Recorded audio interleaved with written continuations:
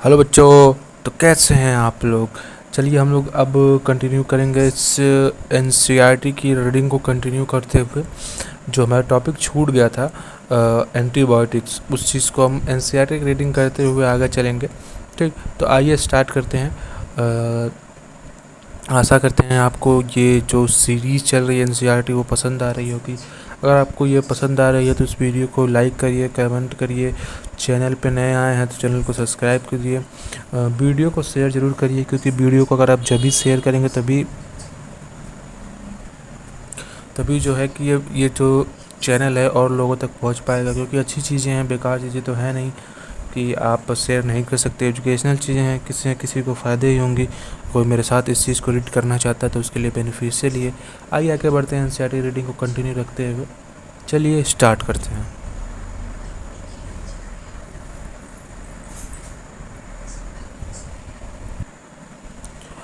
Antibiotic produced by microbes are regarded as one of the most significant discovery of the 20th century and have greatly contributed towards the welfare of the human society.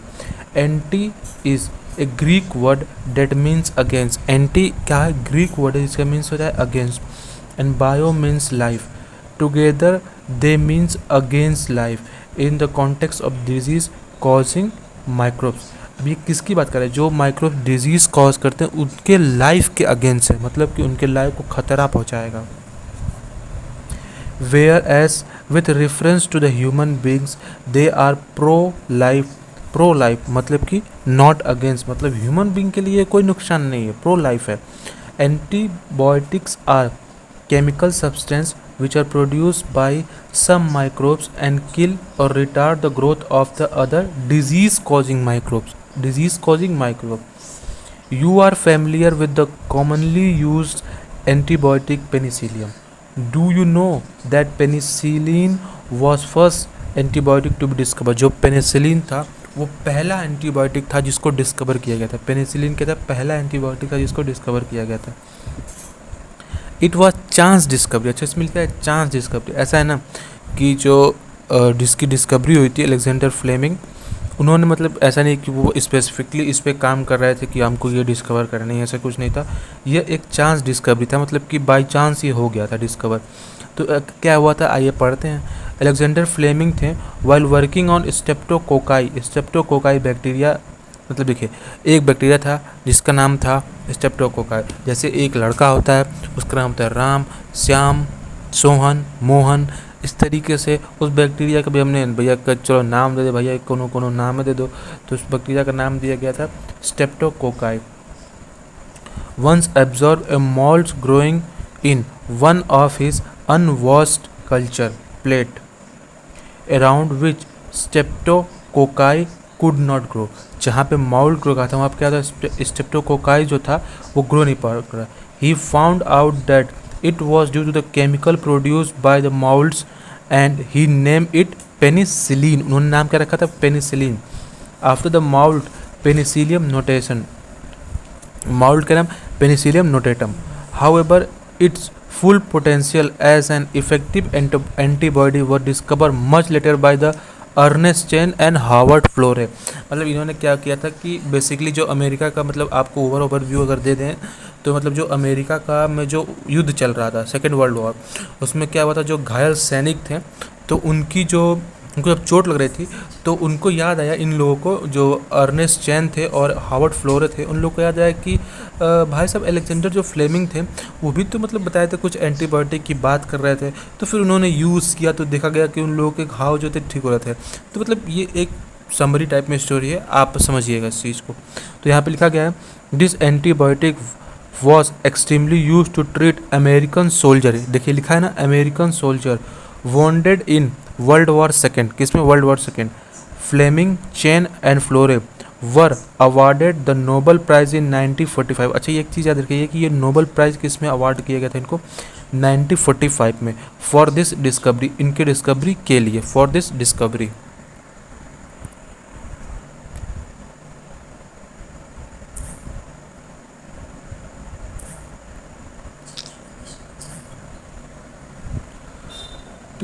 तो after penicillin एक minute थोड़ा wait करिएगा, तो कुछ चीज़ें adjust करनी है।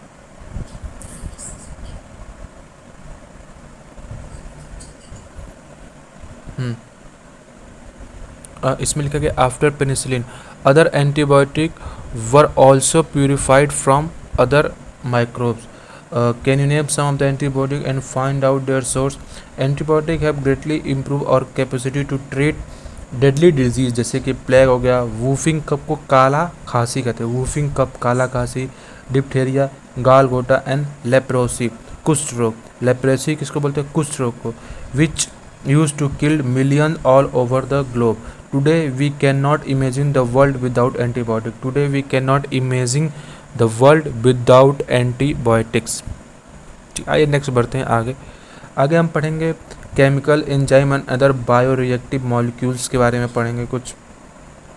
अच्छा, ये जो टॉपिक्स जो पढ़ने आ रही है एनसीईआरटी की या एग्जामिनेशन पॉइंट सब देखा जाए तो मोस्ट मुझे लगता है इससे बहुत क्वेश्चन आते हैं।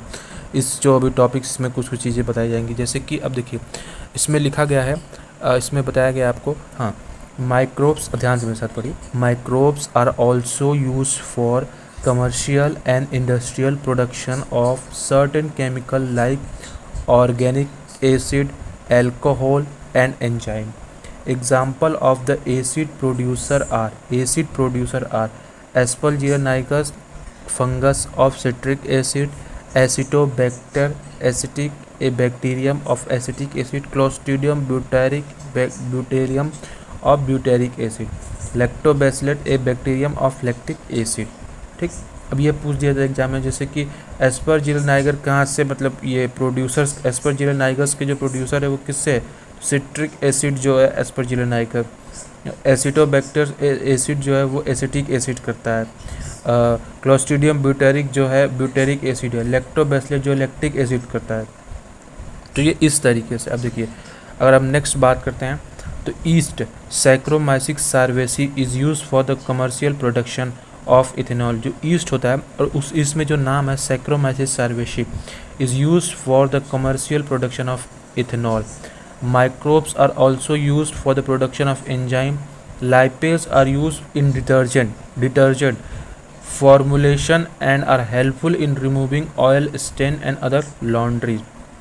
You must have noticed that bottle fruit juice brought from the market are clear as compared to those homemade. This is because the bottle juice are clarified by using the pectinase and proteases. देखिए इसमें ये कह रहा है bottle juice, जैसे कि जब कभी आप जूस घर पे निकालते हैं तो उसमें क्या होता है कि आपको ये देखने को मिलेगा कि उसमें कुछ फाइबर लाइक रह जाते हैं, लेकिन जो बॉटल के जूस होते हैं वो क्लेरिफाई रहते हैं, उसमें कुछ फाइबर लाइक चीज़ें नहीं देखने को मिलती हैं।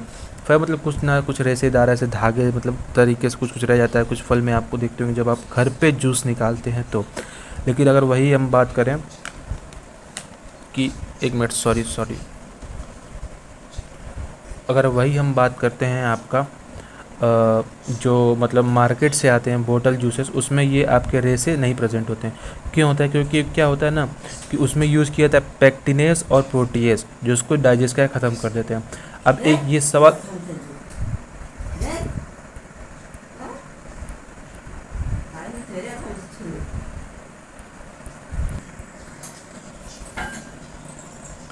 स्ट्रेप्टोकाइनस प्रोड्यूस बाय बैक्टीरिया। स्ट्रेप्टोकाइनस जो होता है प्रोड्यूस होता है by bacteria streptococcus and modified by genetical engineering is used as clot buster for removing clot from the blood vessels of patient who have undergone myocardial infection leading to heart attack. तो देखिए स्ट्रेप्टोकाइनस पहले ये पूछता है कि ये produce किससे हो रहा है, तो ये स्ट्रेप्टोकाइनस जो प्रोड्यूस होता है बैक्टीरिया जिसका नाम है streptococcus modified by genetically engineer is used as clot buster for removing clot.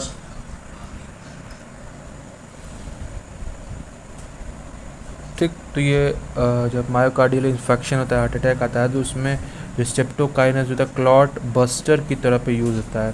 तो एक एग्जामिनेशन में ऐसे भी पूछ सकता है, मैच द फॉलोइंग के तौर पे भी पूछ सकता है, या इस तरीके से पूछ सकता है कि स्ट्रेप्टोकाइनस जो है वो किस रूप में यूज़ होता है। ठीक, अब जैसे कि एक चीज़ है साइक्लोस्पोरिन ए।